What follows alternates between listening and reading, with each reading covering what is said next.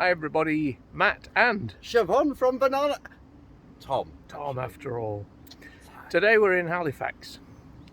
Now, we are going to be looking at today a little bit of Halifax's history you might not know.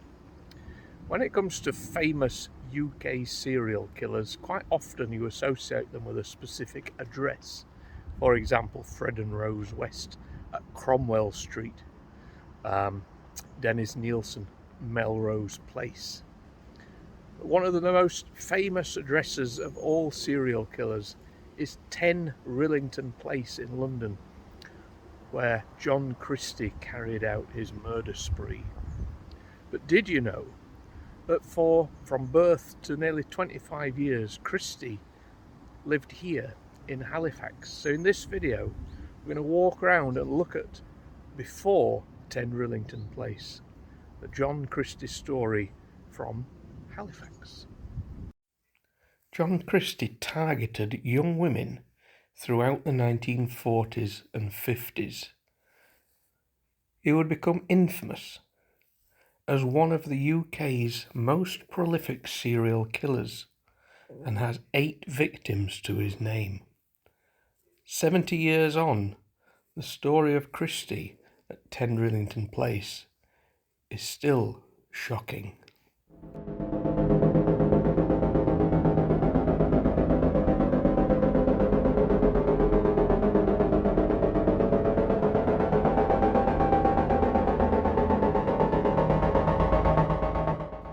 So Christie was actually born here.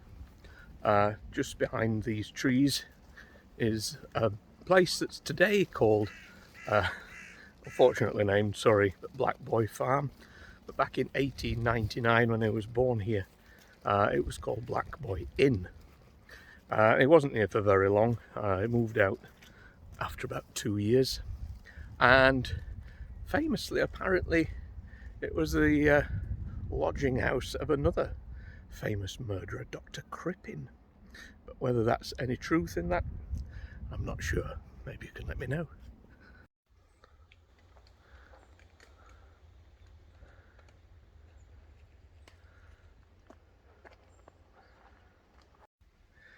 Next place that they moved to was called Warmley Hall, which is in Queensbury. We're not heading there today, but this is what it looks like today.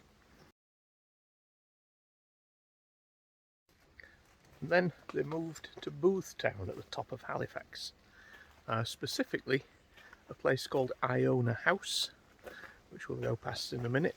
And that's where, for a good chunk of time, on Chester Road, the Christies lived.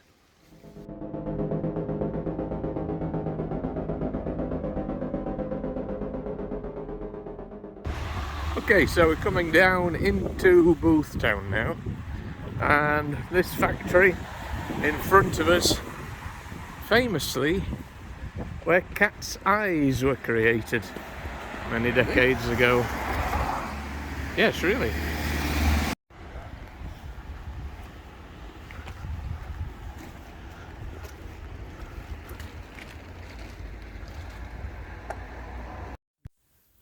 So the first house the Christies moved to as a family was on Iona Street.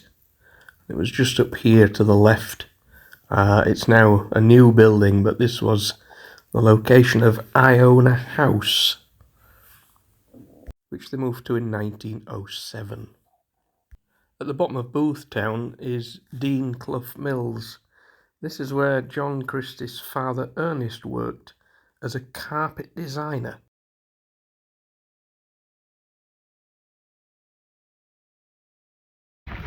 Before they were married, both Christie's parents, Ernest and Mary, lived here on Chester Road at number 10 and 24, but after leaving Iona House, they moved here as a family together to number 30 Chester Road.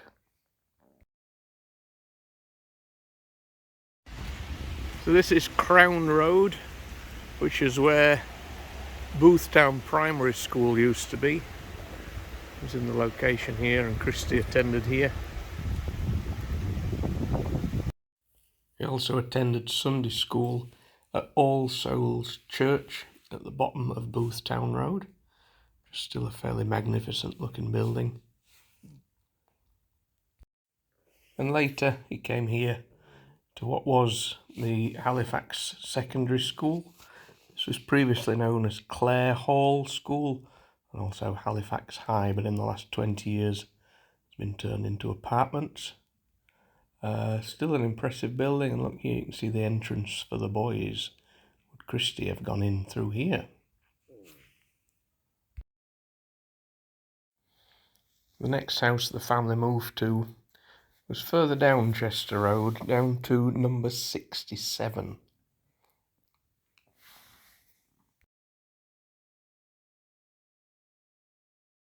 So behind us is what is now Northgate House, and various points in time I think it's been a library. I'm not sure quite what it is at the moment. Apologies for my eye. It's rained so much my gel has kind of gone and destroyed my eye. Anyway, this is actually 100 years ago, where Christie worked as a projectionist for a cinema. This was the cinema, or at some point also Theatre Deluxe, and he worked here as a projectionist. He also worked as a projectionist at Sorby Bridge Cinema, though I'm not sure which one, whether it was this one, the Regent, or the Roxy. The Cinema Deluxe closed in 1938. This is the last picture that exists of the building.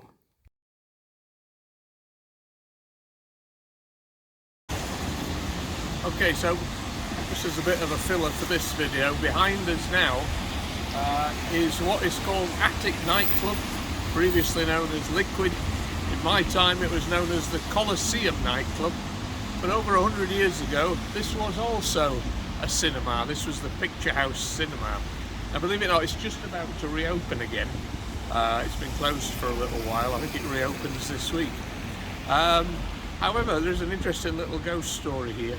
80 years ago now, the projectionist here, Mr. Farrer, was playing the ghost of Frankenstein, and the people sat in the audience watching suddenly realised the screen had got this red rip across it. They turned to look at the projection booth and they saw that it was on fire. Now, all the audience got out, but sadly Mr. Farrer did not. And it's said that still now, 80 years later, that Farrer has been spotted quite often inside the building. When it used to be a bingo hall, it could be seen sat on the upper levels looking down. There's loud bangs and noises, hair dryers set off on their own, and at one point in the 60s they did set up a ghost hunt to try and find him, and they went up into the top section, which at that point was quite abandoned. There was such an almighty bang when they were there, everybody just ran away. So when it reopens and you head back in there as it's a nightclub, keep your eye out. Maybe an old projectionist to find. Also on Chester Road is a blue plaque which signifies the house once lived in by the actor Eric Portman. Now, it's been said that John Christie's favourite film was the film Wanted for Murder, which actually had Eric Portman playing the role of a strangler. Christie's first experience of death actually happened at 30 Chester Road, where as a young man he'd once come home to find the body of his grandpa laid out on the table at home before his funeral. He became fascinated with corpses and would often go into the cemetery in Boothtown to peer through gaps in vaults to try and look at coffins and corpses. Across the graveyard at Chester Road is Woodside Crescent. Living here is Ethel Simpson, who he met whilst he was working at a woolen mill as a clerk.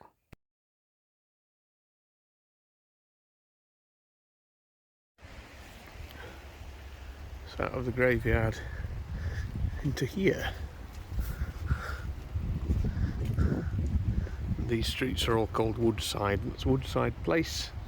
This one is Woodside Crescent.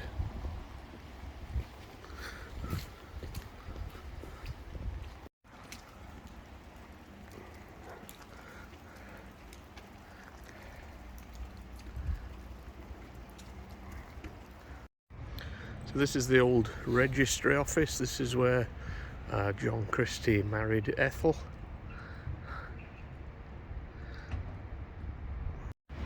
So across the road from us here is the post office in Halifax. Christie worked here as a postman. And unfortunately, this is where his life of crime also began. So Christie worked here in 1921.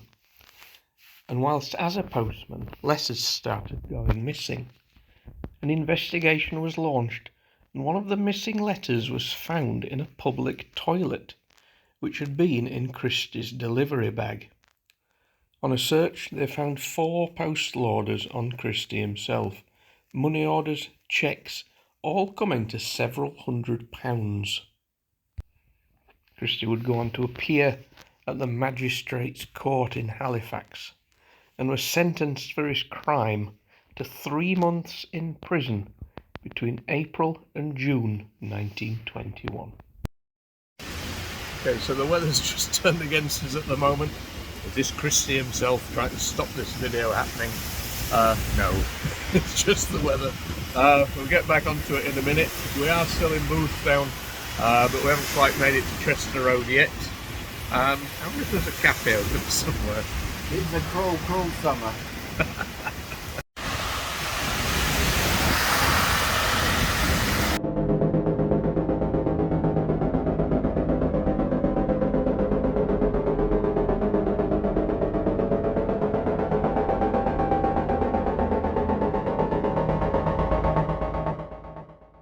Out of jail, and in 1923, Christie booked into a guest house here at 26 St John's Place. But soon he would find himself back here at the Magistrates' Court. So whilst Christie stayed at St John's Place, halfway through his stay, they actually asked for some money and he refused to pay them. So he ended up back here once again at the Magistrates' Court, where he was told to pull himself together, get straight and get his life back on track.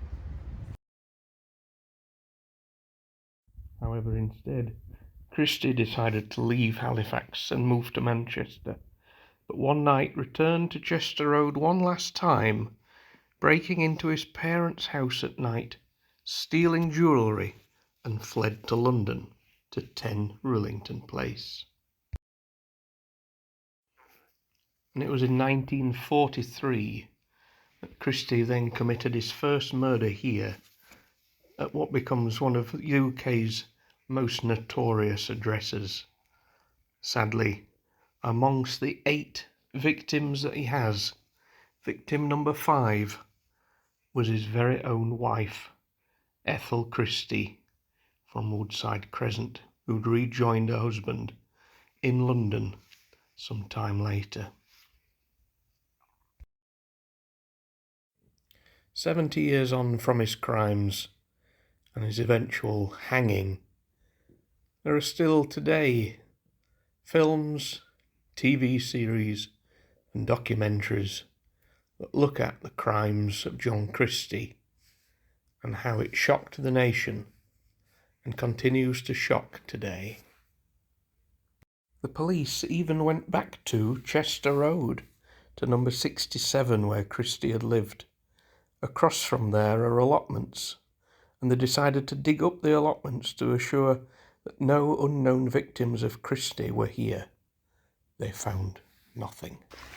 Okay, now we're in All Souls Cemetery. We're trying to find the gravestone of John Christie's parents. Let's see if we can find them. And then call this video a day, I think. So I lived on Chester Road. That building there you can see sticking out, that roof, I lived in there. And my brother lived across here. at Woodside, so we'd often walk across the graveyard to see each other. Funnily enough, in terms of our story, Christie obviously lived here on Chester Road, and his wife Ethel lived at Woodside. Okay, so we have managed to find the gravestone of John Christie's parents, which are just here, Ernest and Mary, and it's nice that people are looking after this one. The rest of the graveyard, if you look round, it is some in good condition, some not so much. So yeah, it's great that somebody's coming to look after this.